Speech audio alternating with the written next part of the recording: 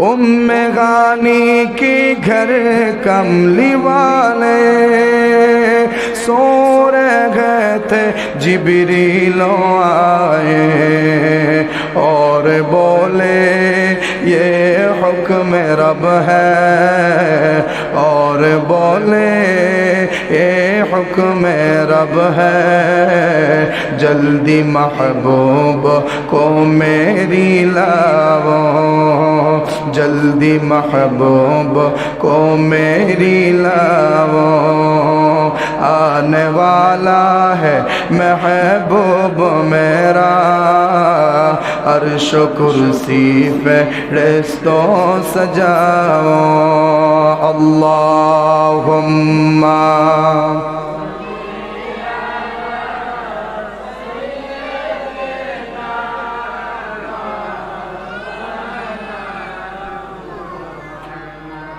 वाला आले सय्यिदिना।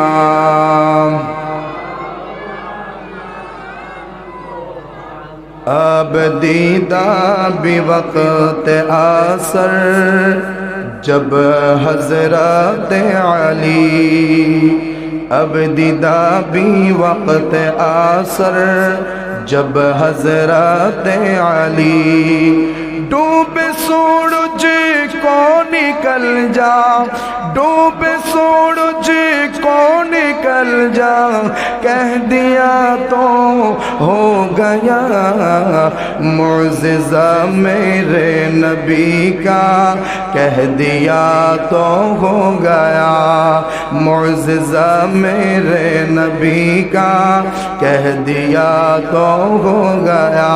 ला इलाहा हो, ला इलाहा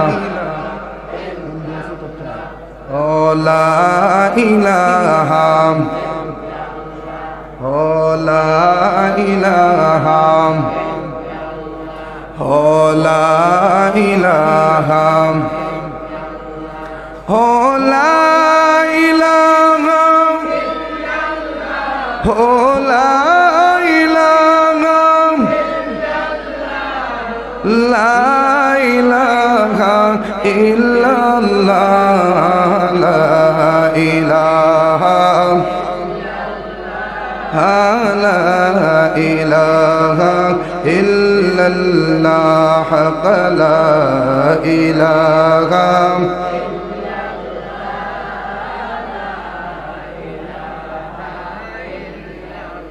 ला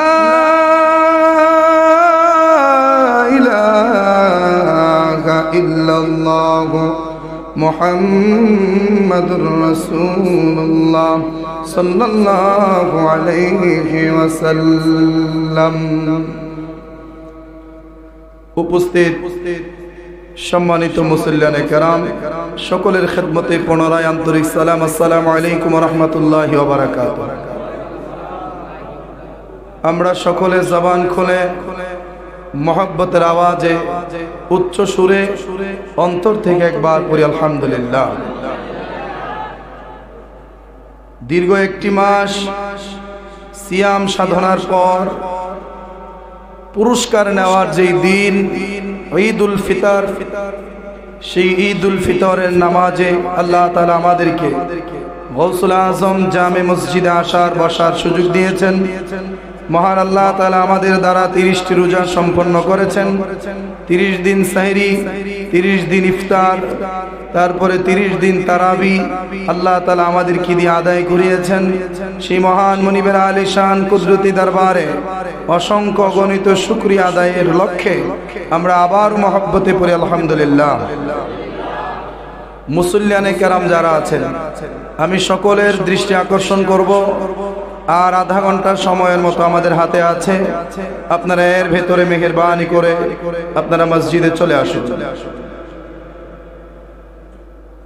ঈদ হচ্ছে খুশির দিন, ঈদ মানে হচ্ছে আনন্দ, ঈদ মানে হচ্ছে বছর ঘুরে ঘুরে যে আনন্দের দিন ফিরে আসে। ঈদুল ফিতর শুধুমাত্র এক বছরের জন্য নয়, যেটা বছর ঘুরে ঘুরে আমাদের সামনে আসে, সেটাকেই ঈদ বলা হয়। এই রোজা ঈদ বা ঈদুল ফিতর মহান আল্লাহ তাআলা রোজদারের জন্য একটা আনন্দের দিন হিসাবে আল্লাহ ঘোষণা দিয়েছেন। এক মাস তারা কষ্ট করেছে, এক মাস তারা খাবার দাবার থেকে, মনের খায়েশ থেকে, হালাল অনেক কাজ থেকেই তারা নিজেকে হেফাজত রেখেছে, সংযত রেখেছে। সেই জন্য আল্লাহ তাআলা বলে, বান্দারে 30টা রোজা রেখে পুরস্কারের আশায় ঈদগার মাঠে আয়, আমি আল্লাহ তোকে পুরস্কার দিয়েই বাড়িতে পাঠাবো। যারা আমরা রোজা রেখেছি আমরা সে পুরস্কার বাড়িতে নিয়ে যাব ইনশাআল্লাহ, আল্লাহ যদি আমরা দয়া করে। যারা রাখতে পারেন নাই, আপনারা হয়তো রুকুর সওয়াব পাবেন, সিজদার সওয়াব পাবেন, কিন্তু রোজদারের জন্য যে পুরস্কারের ঘোষণা সেটা থেকে বঞ্চিত হয়ে গেলেন, সেই নিয়ামত থেকে বঞ্চিত হয়ে গেলেন। তবুও বলবো, রোজদার হোক, বেরোজদার হোক, গুনাহগার হোক, নেককার হোক, সে মুসলমান হলে আমি অনুরোধ করব আমাদের সাথে আনন্দের মধ্যে শরীক হয়ে যায়। কথা ঠিক কিনা? আমরা একসাথে সবাই আনন্দ করব, একসাথে সবাই আমরা খুশি উদযাপন করবো ইনশাআল্লাহ। গত বছর আল্লাহ আমাদেরকে ঈদুল ফিতর দিয়েছিলেন, এই বছর আবার আল্লাহ আমাদেরকে হায়াত দিয়া ঈদুল ফিতর পর্যন্ত পৌঁছায় দিয়েছে। এটা আল্লাহ তাআলার একান্ত দয়া ছাড়া আর কিছু না। কারণ গত ঈদ থেকে এই ঈদ পর্যন্ত কত মানুষ এই দুনিয়ার জমিনের মায়া ছেড়ে দিয়ে পরজগতে পাড়ি জমিয়েছেন।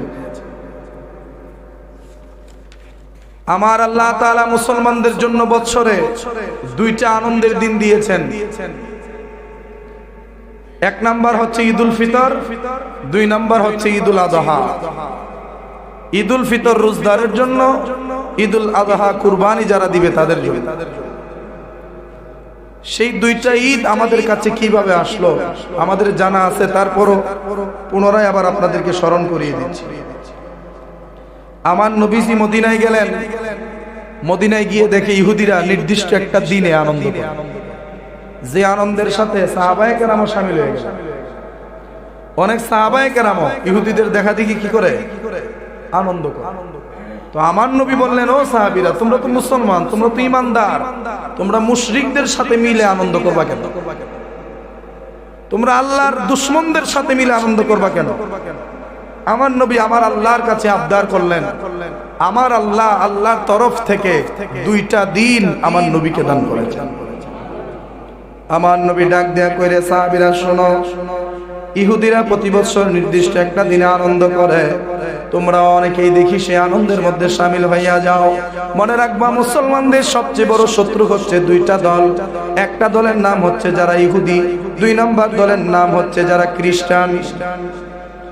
খ্রিস্টান আর ইহুদির চাইতে বড় শত্রু মুসলমানের আর কেউ না। হিন্দু যাদেরকে বলি তারাও মুসলমানের কঠিন শত্রু না, তবে ভারতের সেই উগ্রপন্থী হিন্দু যারা, তারা মুসলমান নয়, সকল জাতিরই শত্রু। কথা ঠিক কিনা বলেন? কিন্তু আল্লাহ কোরআনে বলছে, ইহুদিরা তোমাদের বন্ধু নয়, খ্রিস্টানরাও তোমাদের বন্ধু নয়। ইহুদিরাও তোমরা বন্ধু বানায়ও না, খ্রিস্টানরাও তোমরা বন্ধু বানায়ও না, তারা তোমাদের জনম জনমের শত্রু।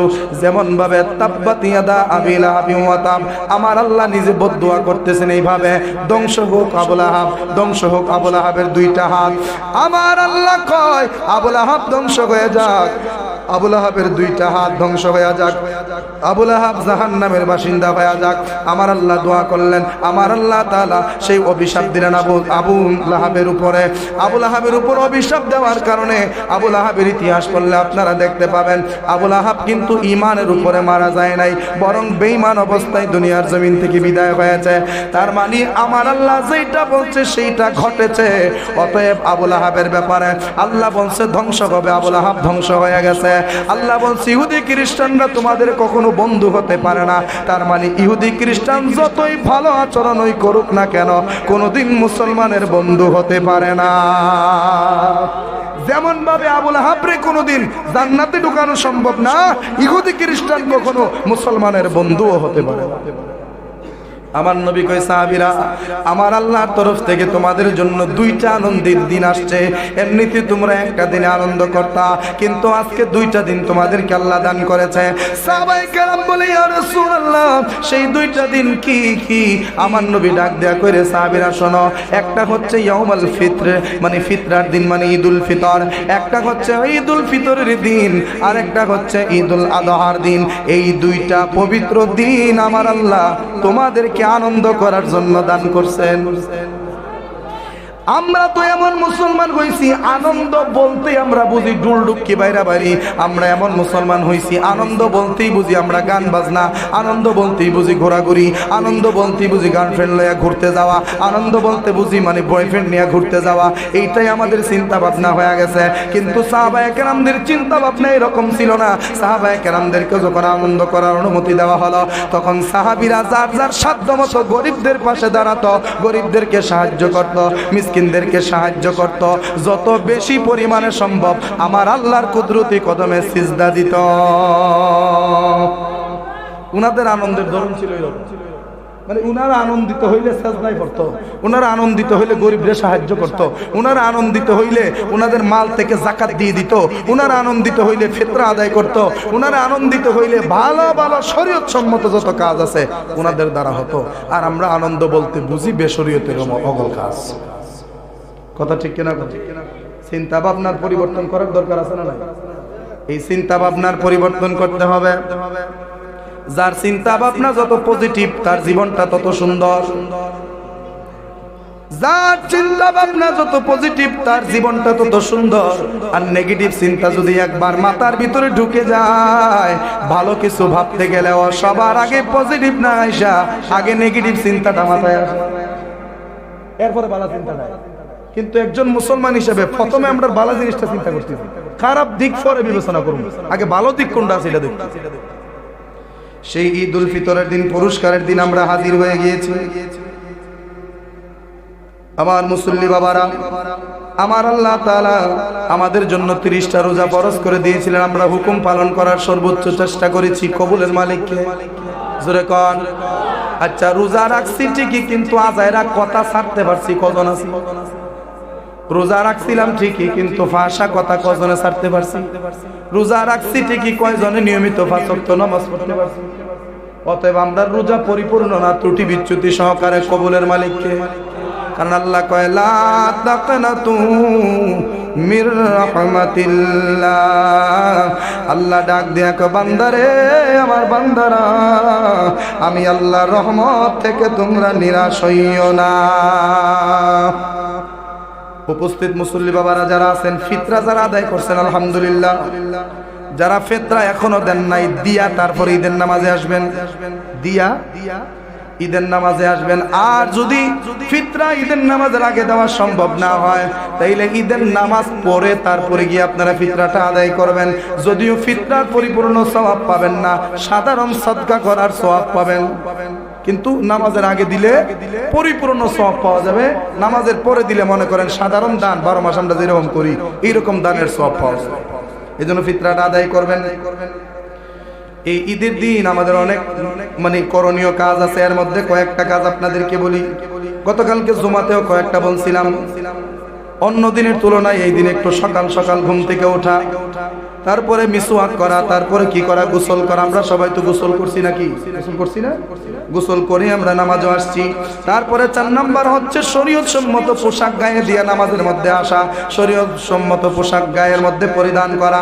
5 নাম্বার হলো সামর্থ্য অনুযায়ী সবচেয়ে ভালো পোশাকটা পরিধান করা। কি অনুযায়ী? কেউ যদি সামর্থ্য থাকে 5000 টাকা দামের কাপড় পরবে, সে পরবে, সমস্যা নাই।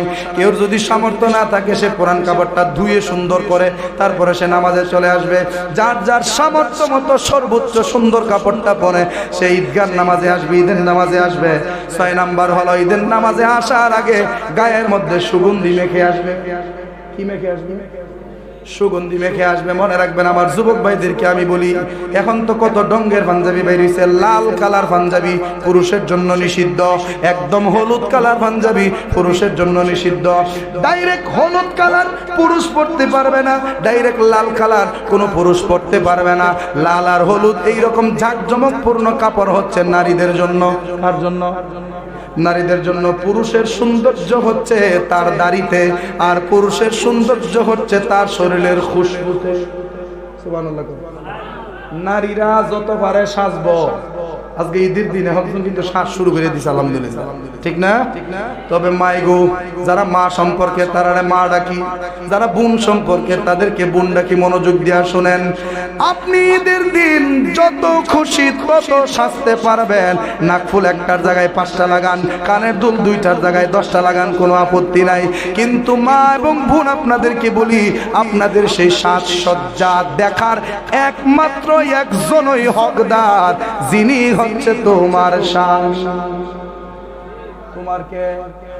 তুমি সাজ্জা ফারসা যাইবা ঘুরতা, বেড়ারে যাইতা। তুমি সাজ্জা ঈদের দিন ঘুরতা যাইবা বাজার, ঈদের দিন কুচ্চা যাইবা ঘুরতা, পুরুষদেরকে দেখাইতা। নাউযুবিল্লাহি মিন যালিক।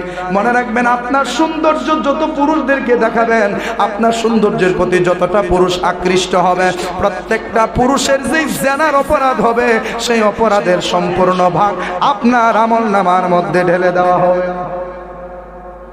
এজন্য সাজেন যত খুশি। সামনে বলে আগাইবেন।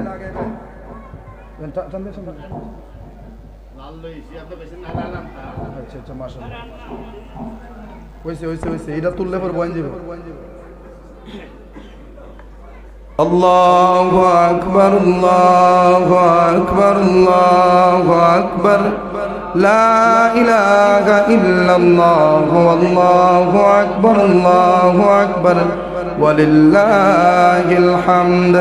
আল্লাহু আকবার, আল্লাহু আকবার, আল্লাহু আকবার, লা ইলাহা ইল্লাল্লাহু আল্লাহু আকবার, আল্লাহু আকবার, ওয়ালিল্লাহিল হামদ। আল্লাহু আকবার,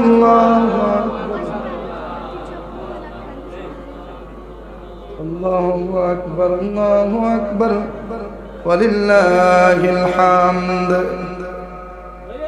কি যেন বলছিলাম?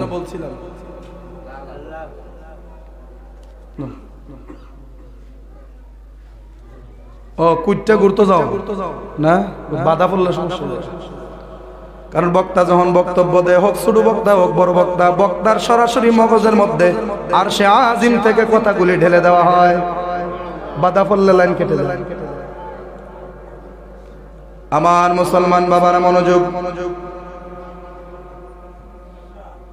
ঈদ উল ফিতরে যত খুশি সাজেন, সমস্যা নাই, কিন্তু নিজের স্বামীকে ছাড়া আর কাউকে দেখাবেন না।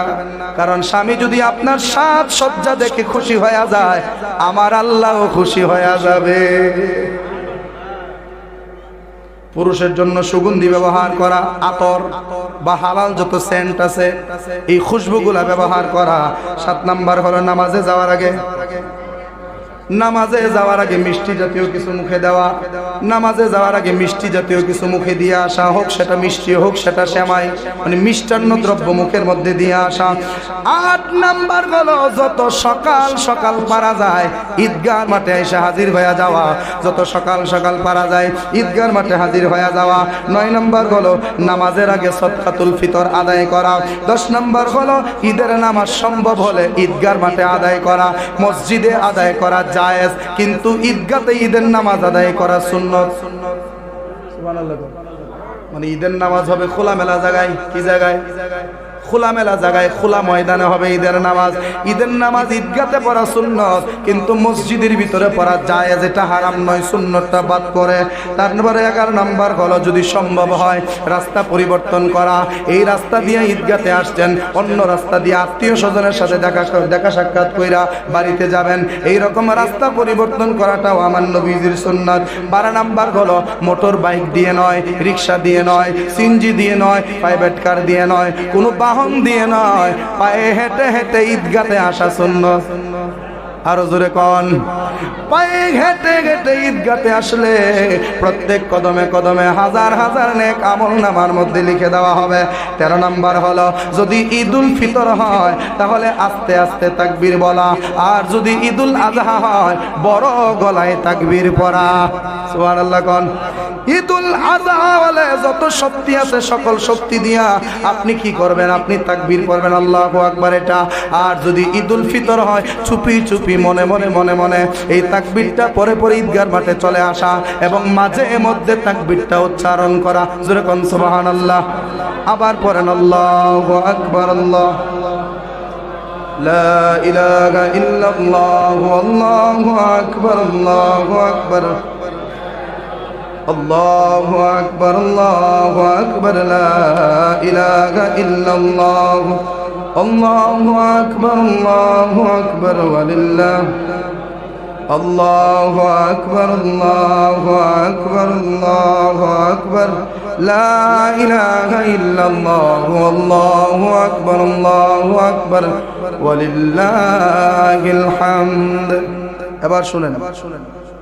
وإن رسول الله صلى الله عليه وسلم قال ما صام رمضان ثم أتبعه ستا من شوال كان كصيام الدهر رواه مسلم। নবী মুসলিম শরীফের হাদিসের মধ্যে কয় যদি কোনো ব্যক্তি রমজান মাসের রোজা রাখার পর শাওয়াল মাসে 6টা রোজা রাখে, কোন মাসে মানে এখন যে চাঁদ, এই চাঁদের ভিতরে যদি 6টা রোজা রাখে, কোন রোজা রাখার পর?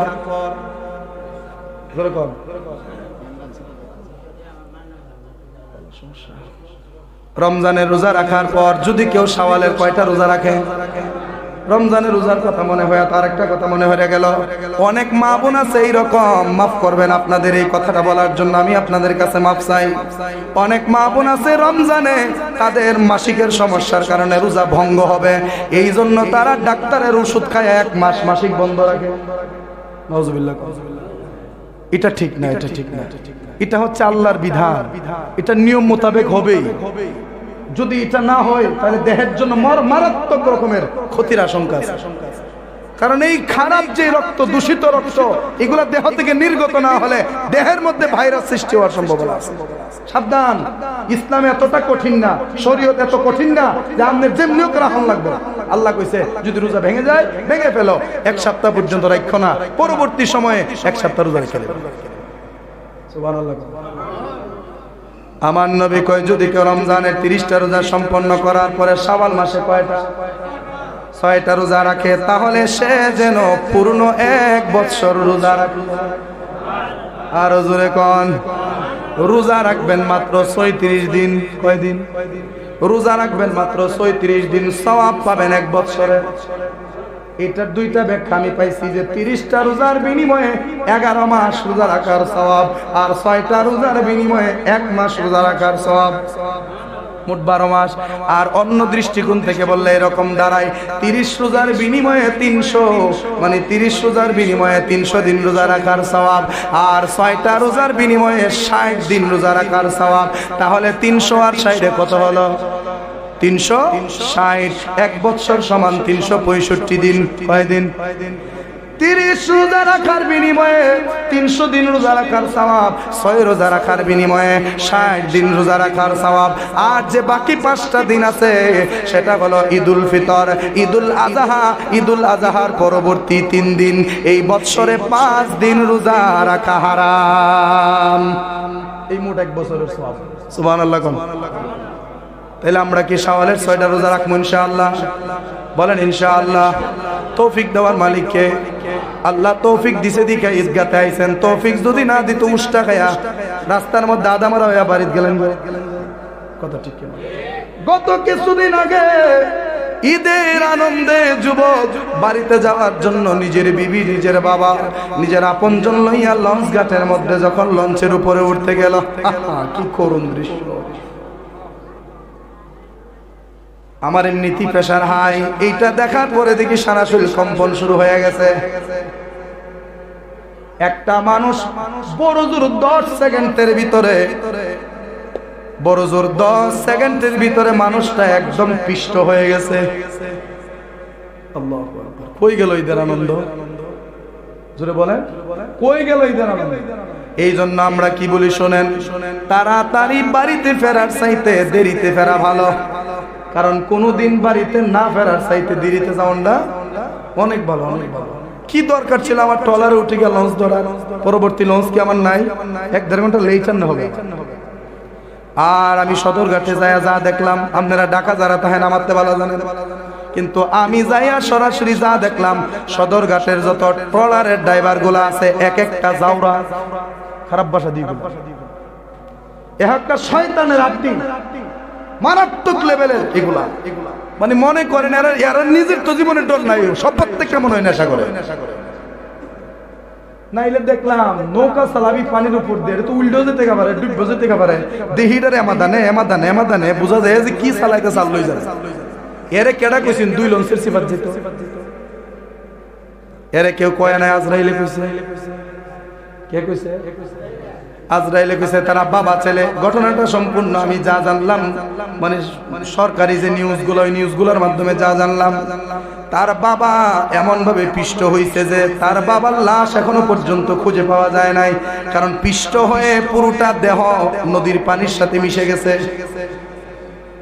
আর সন্তান, যে সন্তানের উরুর নিষ্ঠা একদম ধ্বংস হয়ে গেছে, ওই লাশটা একদম খালি লাশ লঞ্চের মধ্যে করে তার বাড়ির উদ্দেশ্যে রওনা হয়েছে। যাওয়ার কথা ছিল জীবিত, গেছে ঠিকই কিন্তু মৃত। আর তার স্ত্রীর পেটে ছিল বাচ্চা, অন্তঃসত্ত্বা। তার স্ত্রীর পেটে ছিল বাচ্চা, স্ত্রী নাকি লাফ দিয়ে পানিতে পড়ে গেছে। আল্লাহ জানে তার পেটের সন্তানটার কি অবস্থা। আল্লাহ তাদেরকে বেহেশত নসিব করুন, জোরে বলে আমিন। তারপরে মাগুরায় না বগুড়ায় ট্রেন দুর্ঘটনায় প্রায় 100 মানুষের উপরে না 400 মানুষ আহত হয়েছে ট্রেন দুর্ঘটনা। এই রমজান মাস আসলে বাড়িতে আসার জন্য আমরা এমন পাগল হয়ে যায়, যেই বাসে লোক ধরে 45, ওই বাসে লোক ধরায় 90। কথা ঠিক না? যেই ট্রেনের সিট গুলা বুকিং হওয়ার পর ট্রেনের ডাইনে, ট্রেনের বায়ে, ট্রেনের সামনে, ট্রেনের পিছনে যেই দিকটা জায়গা পায় একদম উতুঙ্গার মতো জুল্লাতে হয়। কথা ঠিক কিনা? কেরে তোমার জীবনের দাম নাই? তোমার কাছে হয়তো তোমার জীবনের দাম নাই, কিন্তু তোমার মাধ্যমে যতটা জীবন জড়িত আছে, তোমার উপরে নির্ভর তোমার সম্পূর্ণ পরিবার। তোমার কিছু হয়ে গেলে তোমার হয়তো কিচ্ছুই হবে না, কিন্তু একটা পরিবার ধ্বংস হয়ে যাবে। কথা ঠিক কিনা? এই জন্য সতর্কতার সাথে চলার দরকার আছে না নাই? জোরে কোন আছে না নাই? আল্লাহ তাদেরকে বেহেশত নসিব করুক, আমরা দোয়া করি। আর আমাদের আল্লাহ যাদেরকে সুস্থ রেখেছেন আমরা বলি আলহামদুলিল্লাহ। আরো জোরে বলি আলহামদুলিল্লাহ। কত মানুষ বিছনাত ফিরে সাইডটাইতাছে, ঈদের নামাজ হইব কিন্তু আইতে পারতেছে না। বিছনাত ফিরে সাইডটাইতাছে কিন্তু ঈদের নামাজে আসার শক্তি নাই তার। আমি দেখেছি মানুষ সময় থাকতে সময়ের মূল্য দিতে জানে না, যখন সময় অডেল থাকে কিন্তু দেহটা দেয় না, তখন মানুষ সব চায়। মানে যখন মানুষের সময়ও আছে, শক্তিও আছে, সবকিছু আছে, তখন মানুষ বুঝে না। আর যখন সময় হাতে অভাব নাই কিন্তু দেহে শক্তি নাই, তখন মানুষ চায় আল্লাহর বাইরে। কথা ঠিক কিনা? বুড়া বয়সে আল্লাহরে ডাকার চাইতে জোয়ান বয়সের একটা ডাক আল্লাহর কাছে অনেক দামি। সুবহানাল্লাহ। বড় ভালো লাগে যখন দেখি যুবকরা নামাজে আসে, বড় ভালো লাগে যখন দেখি মাহফিলে যুবকরা সামনে থাকে, বড় ভালো লাগে যখন দেখি যে কোনো ভালো কাজের আগে যুবকদেরকে দেখা যায়। আর মনের মধ্যে বড় কষ্ট লাগে রে যখন দেখি কোন যুবক হারাম কাজের সাথে জড়িত হয়ে গেছে। কারণ যুবক ধ্বংস হয়ে গেলে আগামী ভবিষ্যৎ ধ্বংস। ভবিষ্যৎ ধ্বংস না আমরা। আর যুবক যদি ঈমান আমলের উপরে ঠিক থাকে, আমাদের ভবিষ্যৎ সুন্দর, নিশ্চিন্ত মনে আমরা থাকতে পারি। ভবিষ্যৎ নিয়ে আমরা দুশ্চিন্তা করা লাগবে না। এই ঈদের মধ্যে অনেকে অনেকে মিস করতেছেন। কথা ঠিক কিনা? কেউ মারে মিস করতেছেন, কেউ বাবারে মিস করতেছেন, কেউ ভাইরে মিস করতেছেন, কেউ বোনরে মিস করতেছেন, কেউ নিজের বিবিকে মিস করছেন, অনেক বিবি স্বামীকে মিস করতেছে। কথা ঠিক কিনা? মিস বলতে মনে পড়তেছে আর কি, আজকে ঈদের দিন সবাই আছে কিন্তু মা নাই, আজকে ঈদের দিন সবাই আছে কিন্তু বাবা নাই। আজকে ঈদের দিন সবাই আছে কিন্তু আমার আদরের ভাইটা নাই। আজকে ঈদের দিন সবাই আছে কিন্তু আমার আদরের বোনটা নাই। ঈদের দিন সবাই আছে কিন্তু আমার প্রাণের স্বামী নাই। ঈদের দিন আজকে সবাই আছে কিন্তু আমার প্রাণের স্ত্রী নাই। এই রকম এক একজনের মনে এক এক রকম দুঃখ কিন্তু চাপা আছে। যেই কষ্টটা বের হবে কিছুক্ষণ পরে, যখন নামাজ থেকে বের হইয়া আমরা যখন বাড়িতে যাইয়া মায়ের পায়ে ধইরা সালাম করতাম, বাবার পায়ে ধইরা সালাম করতাম, মনে হইতো আমার আল্লাহর আরশের চৌকাঠের মধ্যে সালাম করতেছি। কথা ঠিক কিনা গো? কিন্তু আজকে যারা বাড়িতে যাবে ঠিকই, কিন্তু মারেও পাবে না, বাবারেও পাবে না। তখন ঈদের আনন্দটা কান্নায় পরিণত হবে। ঈদের আনন্দটা কান্নায় পরিণত হবে। আর এই কান্নাটা মানে ফাও কান্না নয়, বরং এই কান্নার বিনিময়ে আল্লাহ আপনার মা বাপকে মাফ করে দিবেন। আজকে ঈদের দিন জিয়ারত করার দরকার আছে না নাই? জোরে কোন। ঈদের দিন আজকে জিয়ারত করবেন। মনে রাখবেন, ঈদের দিনের যে সকালের কাজ, 1 নাম্বার ফজরের নামাজ পড়া, 2 নাম্বার গোসল করে ঈদগাতে আসা, ঈদুল ফিতরের নামাজ পড়া, নামাজের পর কবর জিয়ারত করা, কবর জিয়ারতের পর আত্মীয় স্বজনের খোঁজ নেওয়া, আত্মীয় স্বজনের খোঁজ নেওয়ার পর যা খুশি করেন। মানে এই কাজগুলো মাস্ট বি করতে হবে। এটা ভালো করে মাথায় ঢুকায় রাখলে আমাদের কোনো ভুল হবে না। মুসল্লিয়ানে কেরামদেরকে বলবো দ্রুত চলে আসেন, 50 বেজে গেছে কিন্তু জাস্ট টাইম 9টায় আমরা নামাজে দাঁড়াবো ইনশাআল্লাহ। 1 মিনিটও আপনাদের জন্য অপেক্ষা করা হবে না। ঠিক আছে ইনশাআল্লাহ? যেরকম ইনশাআল্লাহ। ইনশাআল্লাহ মুসল্লিরও কিন্তু রাজি, আমাদের লাগে বইতো নাকি ভাই পরে তাড়াতাড়ি। অমন রমজানে রই রোজার শেষে এলো খুশির ঈদ, রমজানে রই এলো খুশির ঈদ, তুই আপনাকে আজ বিলিয়ে দেশন আসমানি তাগিদ। অমন রমজানে রই এলো খুশির ঈদ, আপনাকে আজ বিলিয়ে দেশন আসমানি গীত। অমন রমজানে রই তোর সোনা দানা বালা খানা সব রাহে লিল্লাহ, তোর সোনা দানা বালা সব রাগে লিল্লাহ। দে যাকাত মুর্দা মুসলিমে রাজ ভাঙা ইতে নিদ, দে যাকাত মুর্দা মুসলিমে রাজ ভাঙা ইতে নিদ। অমন রমজানে রই রোজার শেষে এলো খুশির ঈদ, অমন রমজানে এলো। এটা লক লেগে যায় কেন? ঈদ অমন রমজানে রই রোজার এলো খুশির ঈদ, অমন রমজানে রই আজ পড়বি ঈদের নামাজ রে মন সেই ঈদগাহে, আজ পড়বি ঈদের নামাজ রে মন সেই ঈদগাহে, যেই ময়দানে সব গাজী মুসলিম হয়েছে শহীদ, যেই ময়দানে সব গাজী মুসলিম হয়েছে শহীদ। অমন রমজানে রই রোজার শেষে এলো খুশির ঈদ, তুই আপনাকে আজ বিলিয়ে দেশন আস গীত। অমন রমজানে রই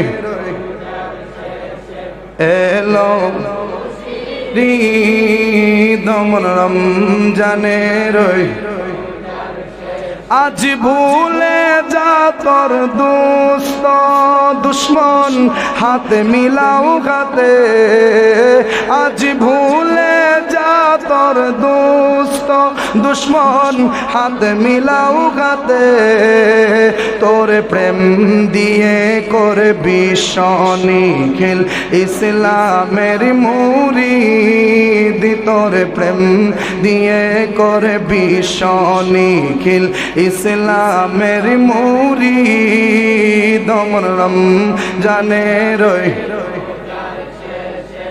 এলো ঈদ আমার যারা জীবন ভরে রাখছে রোজা নিত্য উপবাসী যারা জীবন ভরে রাখছে রোজা নিত্য উপবাসী সেই গরিবে তিমি মিসকিনেদের জাকি সুমুফিদ সেই গরিবে তিমি মিসকিনদের জাকি চুমফি দমন জানে রই এলো খুশির ঈদ তুই আপদাকে আজ বিলিয়ে আসমানি কি দমন জানে রই সবাই কন্যা মারহাবা দরজাটা খুলতেই খেয়ে যায় ধুকা মা বুঝি বলছে এলে নাকি খোকা দরজাটা খুলতেই খেয়ে যায় ধুকা বাবা বুঝি বলছে এলে নাকি খোকা বুকের ভেতরটা নড়ে চড়ে উঠে চোখ দিয়ে জল নেমে আসে শুধু মানে শুধু বাবা নেই শুধু মানে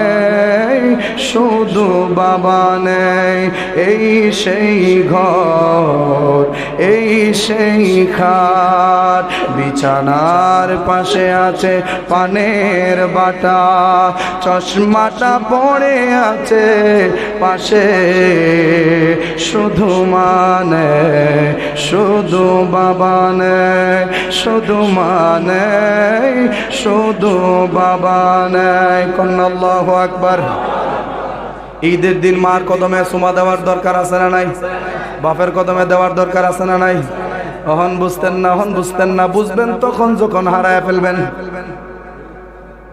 কারণ ঈদের দিন এটা আমাদের একটা রেওয়াজ নামাজ পড়ার পর মার কদমে সালাম করা বাপের কদমে সালাম করা তবে বর্তমান কিছু মৌলবী জালেম মৌলবীর কারণে এই সুন্দর সিস্টেমটাও সমাজ থেকে উঠে যাচ্ছে কথা ঠিক কিনা ঈদের দিন মানে উজ্জা ধরা পরে দুইটা সময় বেশি দিবেন মার কদম কার কদম দুইটা সময় বেশি দিবেন বাবার কদম ঠিক আছে ইনশাআল্লাহ আর ঈদের দিন কোলাকুলি চলবো না বন্ধ হইব ওই এক জ্ঞান পাপি ইয়ে যে কিতাবের মৌলবী হইছে আল্লাহই ভালো জানে কইতাছে ঈদের দিন কোলাকুলি বেদাত কারণ এতে একজন আরেকজনের কুল উঠতে যাবে এর ফাইলে মসজিদের রসুনটা দিয়া না গোয়ালগড়ের রসুনটা দিয়ে পারিবার দরকার এই কথা ঠিক কিনা কর ঈদের দিনের মূল মন্ত্র তো কোলাকুলি পাশাপাশি কথা ঠিক কিনা কর ঈদের দিন মানিল জাতি তবে বুক ভেঙে গেল না মহব্বতের সাথে বুকের সাথে বুক মিলানো এতে মুসলমানের মহব্বত বাড়ে জোরে কোন সুবহানাল্লাহ তাইলে এখান থেকে একটা জিনিস চিন্তা করেন হে কইতেছে কোলাকুলি করা বেদাত তাহলে আমি করলাম না এতে মুসলমানের মহব্বত কি বাড়বে না কমবে তে চাইতেছে মুসলমানের মহব্বত কমুক একটা মারুক আর মারতা লই এর প্রোপাগান্ডা চালাইতে সহজ হবে এত ইহুদির এজেন্ডা এ কার এজেন্ডা মানে ইহুদির থেকে টাকা পায় ইহুদিদের পক্ষে অন্তত একটা কথা না কইলে এর টেহা বন্ধ দিব এই জন্য এটার বিরুদ্ধে না তাহলে কোলাকুলি করতে কি দলিল লাগে ও আর মুআনাকার দোয়া তো আমরা ছোটবেলা মস্তবে শিখছি আল্লাহুম্মা জিদ মুহাব্বতি লিল্লাহি ওয়া রাসূলিহি ওয়া লিল মুমিনিন মুমিনের জন্য মহব্বত রাসূলের জন্য মহব্বত আল্লাহর জন্য মহব্বত জোরে বলি সুবহানাল্লাহ কোলাকুলি করবেন, বড় ভাই ছোট ভাই আজগা অতলা আদব দেখেন না। আদব বলতে কি আমি কইতেছি, অনেক সময় দেখা যায় বড় ভাই ছোট ভাই শর্মায়া মুসাফা করতেছে না, কোলাকুলিও করতেছে না। বা অনেক সন্তান আছে বাপ মারে সম্মান করে আদব দেখাই দেখা বাপরে জড়ায় ধরতে পারে না, সালামও করতে পারে না, মানে একটা শরম কাজ করে। আজকের জন্য বড় যারা আছেন, বড় যারা আছেন ছোটদেরকে আজকের জন্য অন্তত মাফ করে দিন। তোরার যা খুশি কর, তোরা যা খুশি কর, আমার আঞ্জাদা দল, আমার সালাম কর, আমার ঘুরতে লইয়া যা, আমার সাথে বন্ধুর মতো চল, যেটা মন চাস কিটা কর। আজকের জন্য সবকিছু ছাড়, আজকের জন্য কি, আজকের জন্য সবকিছু ছাড়। তো আমরা যদি এইভাবে ছাড় দিয়ে চলতে পারি, আমাদের ঈদটা কি বেসুন্দর হবে না সুন্দর হবে? যেরকম বেসুন্দর হবে না সুন্দর হবে? 9টা বেজে গেছে, আমি আলোচনা এখনই শেষ করে দিচ্ছি। আমরা ঈদের দিন বাড়িতে গিয়ে কবর জিয়ারত করব, কবর জিয়ারত করে মায়ের পায়ে সালাম করব, বাবার পায়ে সালাম করব। যদি বাপ মা না থাকে কবরের সামনে গিয়ে আমরা দাঁড়িয়ে দাঁড়িয়ে তাদেরকে সালাম জানাবো। তারপরে ভাই ভাই আমরা কোলাকুলি করব, বন্ধু বন্ধুয়ে, চাচা ভাতিজা, ভাতিজা চাচা, বাপ পুত, আমরা যারা আছি পুরুষ পুরুষ, আবার বিটটাই না ইগানাই নাই বাবার ডোহাই না, আমরা পুরুষ পুরুষ কোলাকুলি করব, নারী নারী কোলাকুলি করবে, নারীরা নারীর সাথে কোলাকুলি করবে, পুরুষ পুরুষের সাথে কোলাকুলি করবে, মুআনাকা করবে। আল্লাহ তাআলা যেন আজকের এই পবিত্র দিনের পরিপূর্ণ বরকত আমাদেরকে নসিব করেন, আমরা সকলেই পড়ি আমিন। আর জোরে পড়ি আমিন। ওয়া আখিরি দাওয়ানা আনিল হামদুলিল্লাহি রাব্বিল আলামিন ওয়া মা আলাইনা ইল্লাল বালাগ। আসসালামু আলাইকুম ওয়া রাহমাতুল্লাহি ওয়া বারাকাতুহু।